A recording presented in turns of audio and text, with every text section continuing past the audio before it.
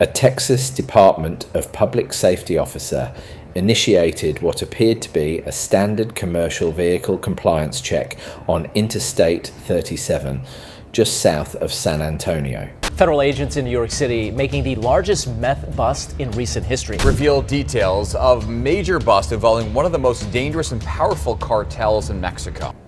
The date was unremarkable. The weather was clear. A refrigerated trailer unit operated under the Southwest Logistics on one company banner, responded to the enforcement signal and decelerated into the shoulder lane.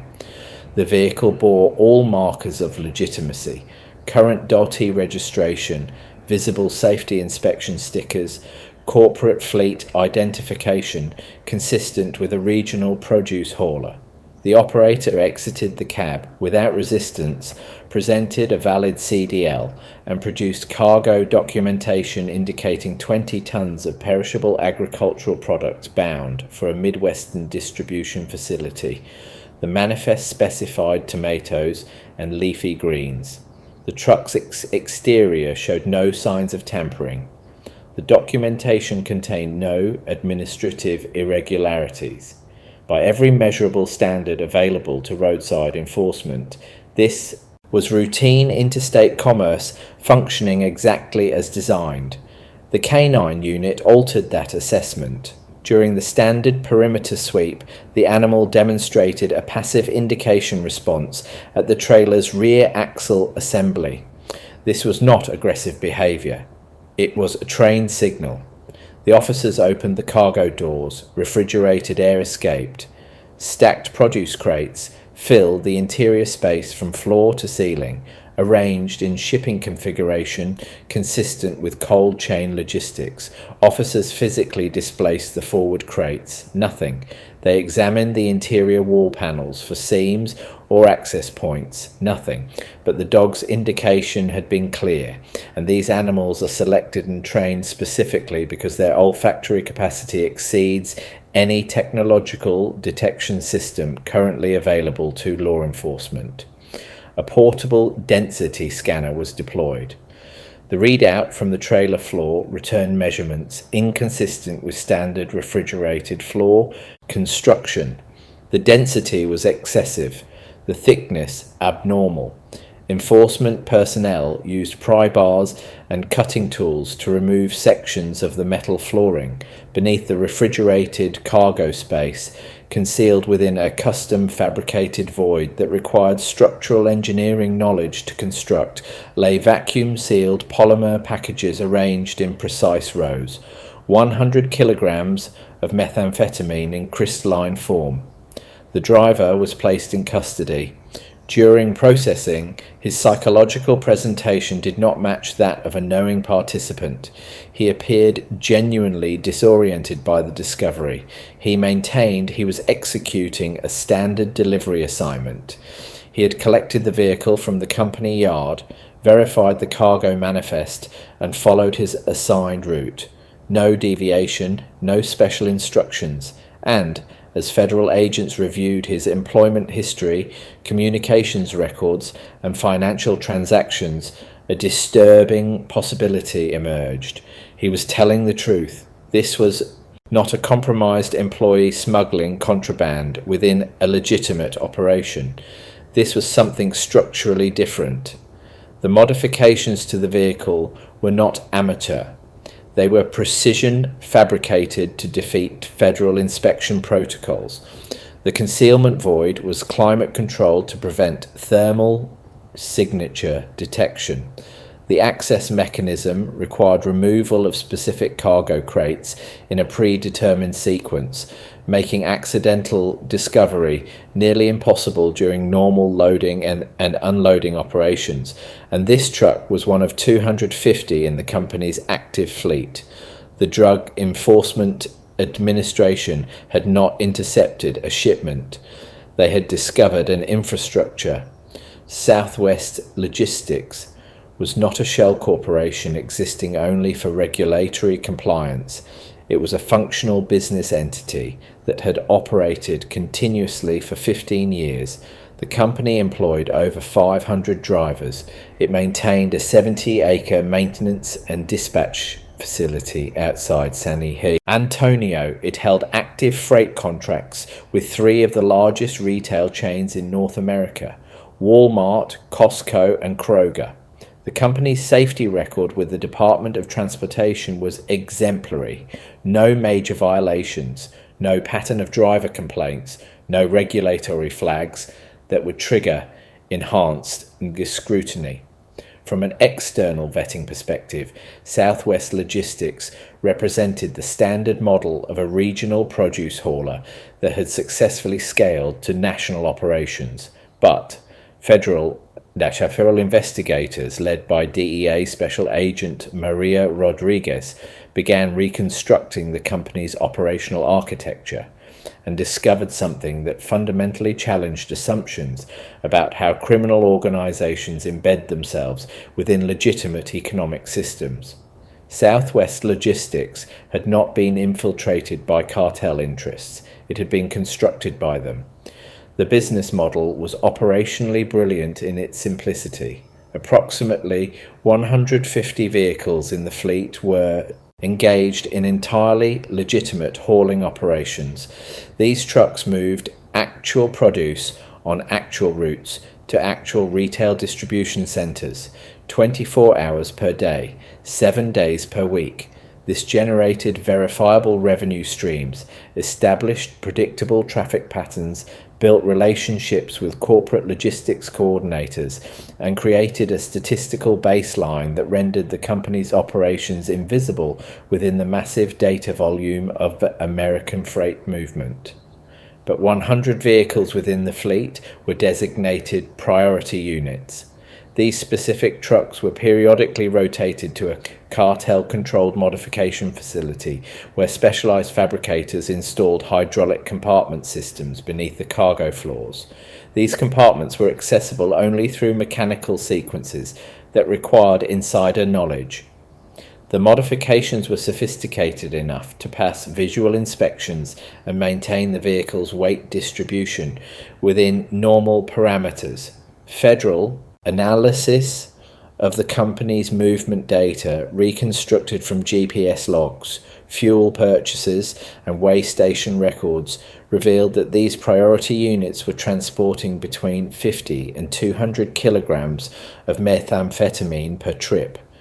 The routes integrated seamlessly with legitimate traffic. The trucks passed through the same inspection points as thousands of other commercial vehicles daily.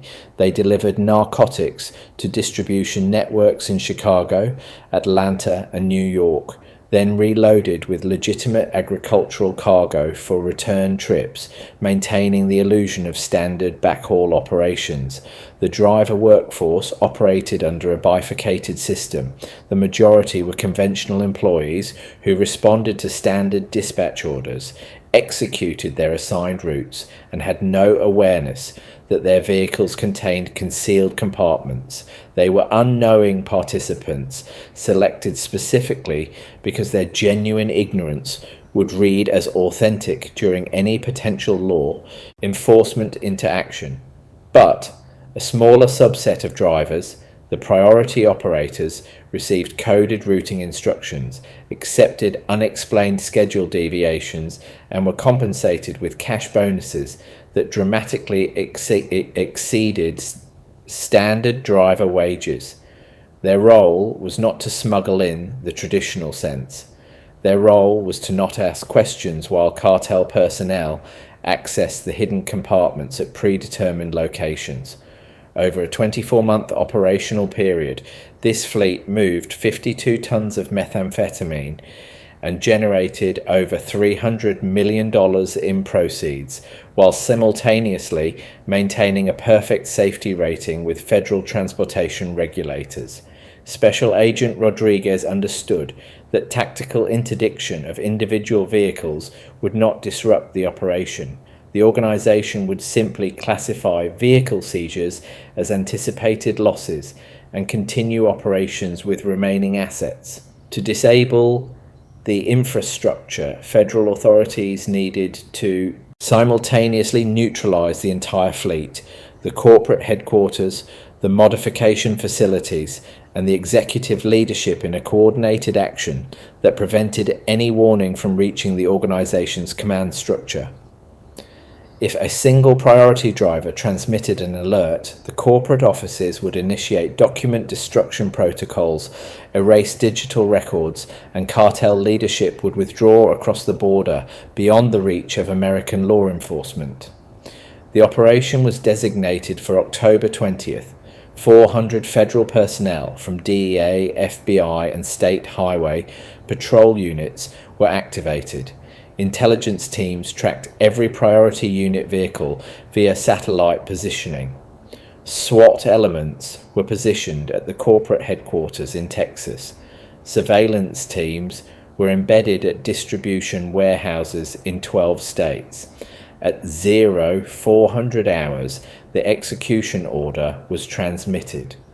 The largest simultaneous vehicle interdiction operation in United States history commenced. At 4 a.m. on October 20th, command centers in Washington, D.C. and El Paso went operational. Across the continental United States, from Florida's Atlantic corridor to Nevada's desert highways, the coordinated shutdown executed. On Interstate 10, a priority unit traveling westbound was illuminated by emergency lighting from 3 unmarked federal vehicles. The driver, a 10-year employee with no prior criminal history, decelerated and stopped, assuming standard inspection protocol. He did not know his name appeared on a sealed federal indictment. As he exited the vehicle, he was immediately restrained by agents in tactical gear and secured against the trailer while a specialized forensic team began floor removal. Within minutes, they extracted 50 kilograms of methamphetamine concealed beneath a pallet load of avocados.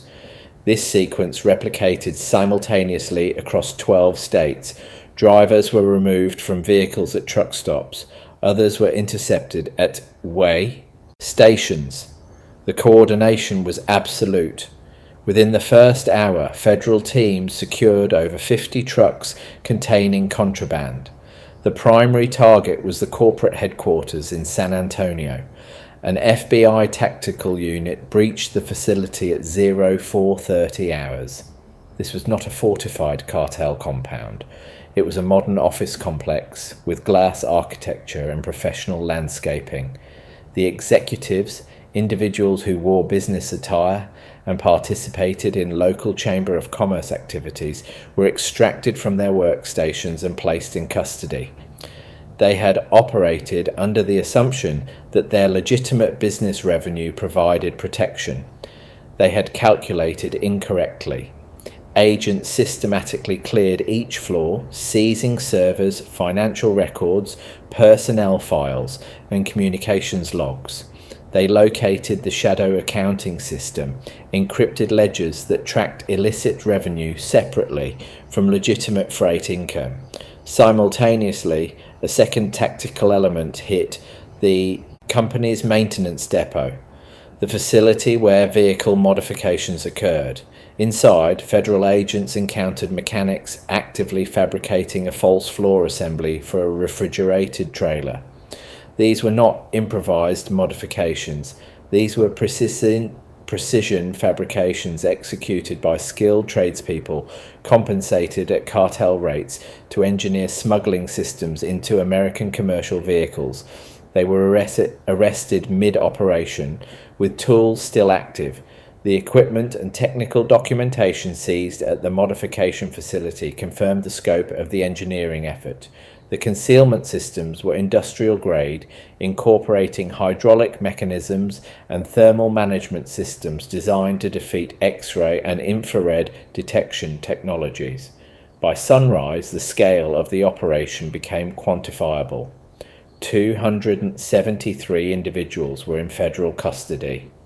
This included the chief executive officer, logistics coordinators who managed routing for drug shipments, fabricators who constructed the concealment systems, and priority drivers who knowingly transported narcotics, but a separate category of individuals emerged during processing. Federal agents had detained nearly 500 drivers total. As investigators reviewed employment records and conducted interviews, they determined that approximately 150 were uninvolved. These were individuals who had applied for commercial driving positions, executed their assigned deliveries, and had no knowledge that their employer was a criminal enterprise. They were operational camouflage, selected precisely because their genuine employment made the company's legitimate appearance authentic. They stood beside highways watching their vehicles being impounded, realizing their employer had used them as unknowing cover for $1 billion trafficking infrastructure. The DEA verified their non-involvement and returned their commercial licenses, but their employment had been terminated instantly. Their livelihoods had been destroyed by an organization they never knew they were working for. The physical seizure totals were unprecedented. As teams across the country processed the trucks and cleared the distribution warehouses, the volume became clear. 52 tons of methamphetamine. To contextualize that quantity, it represents sufficient product to supply the entire addicted population of a major metropolitan area for a decade. The estimated street value exceeded $2 billion. In the warehouses, agents located narcotics, vacuum sealed and concealed inside crates of produce, buried within lettuce shipments, and fabricated into the structural walls of trailers. The cartel had weaponized the American agricultural supply chain into a distribution system for methamphetamine. The major retailers were notified immediately. Corporate security divisions at Walmart, Costco, and Kroger were informed that their distribution centers had functioned as transfer points for narcotics. That trucks they had trusted and allowed into their facilities had been carrying lethal cargo. Contracts were terminated within hours. Southwest Logistics was blacklisted from the industry.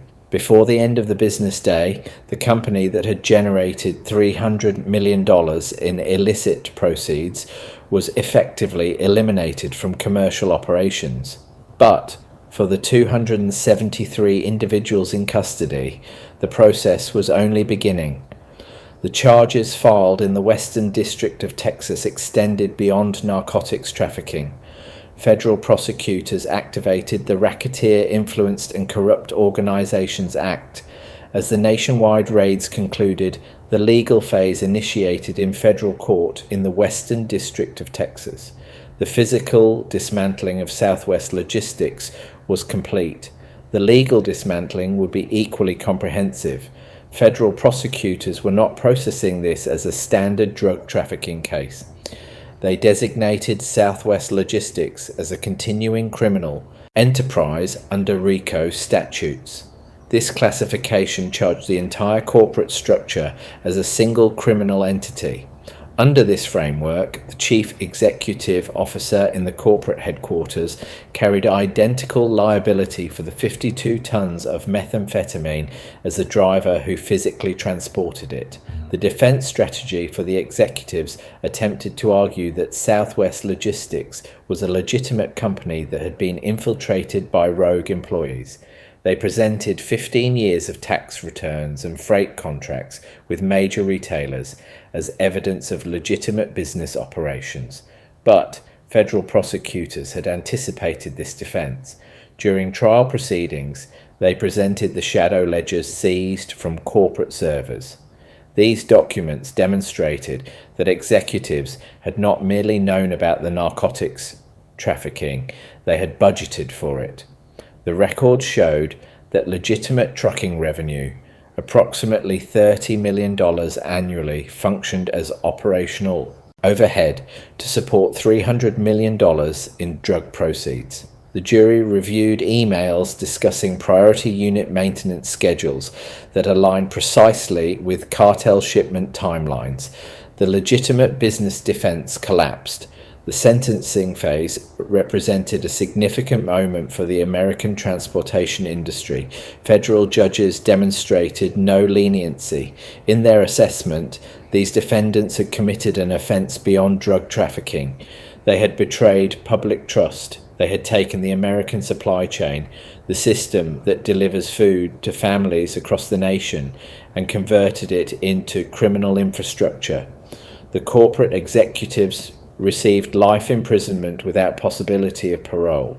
The presiding judge noted that their respectable business facade was an aggravating factor, not a mitigating circumstance. They had used legitimacy as protection for cartel operations, and for that they would remain in federal custody for life.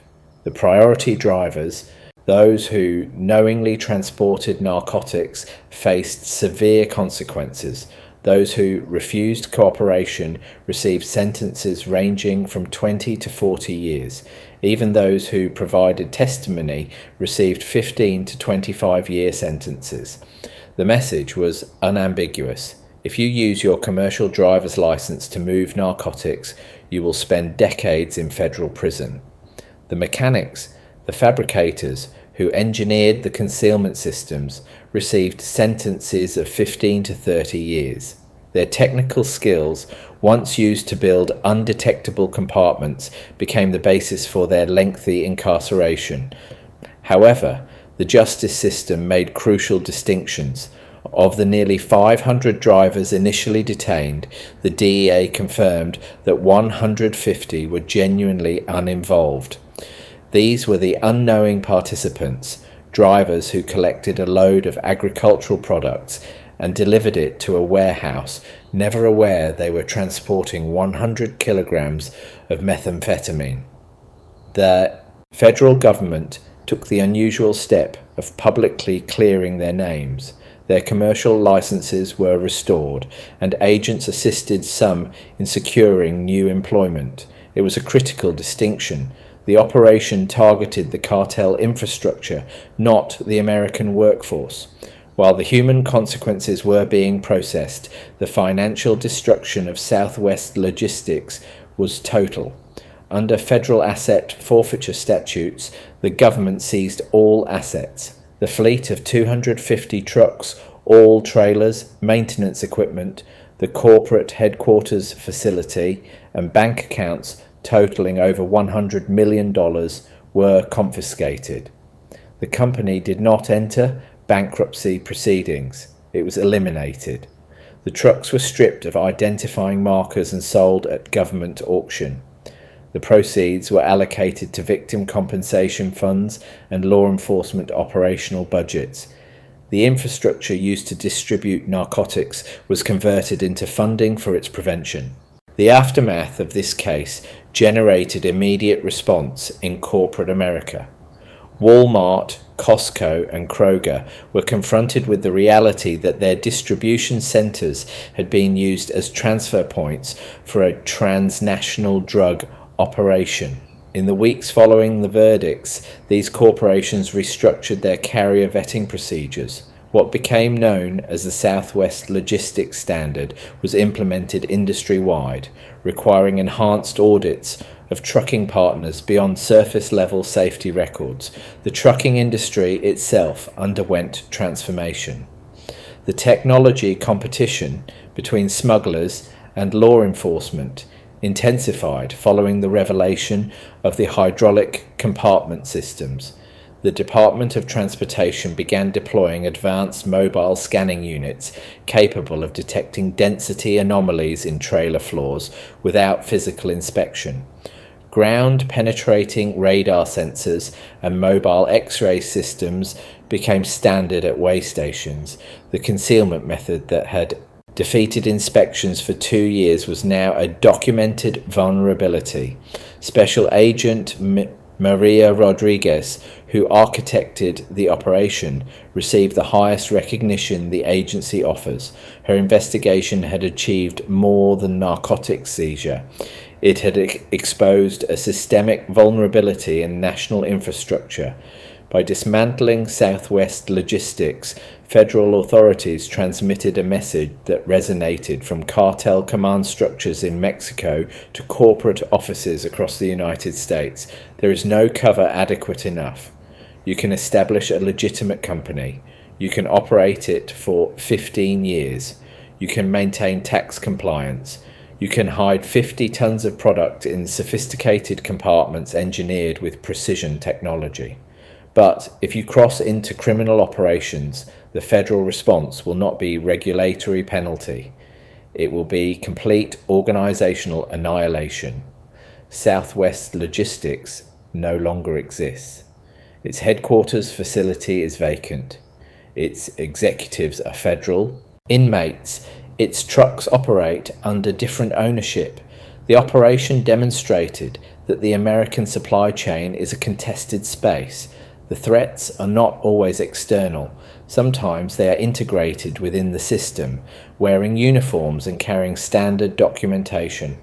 But as long as there are agents willing to analyze financial records, canine units willing to trust their trained responses, and prosecutors willing to deploy the full scope of federal law, the infrastructure will be defended.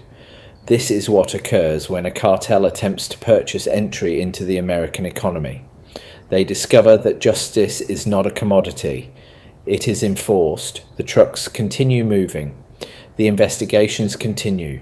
The system remains contested.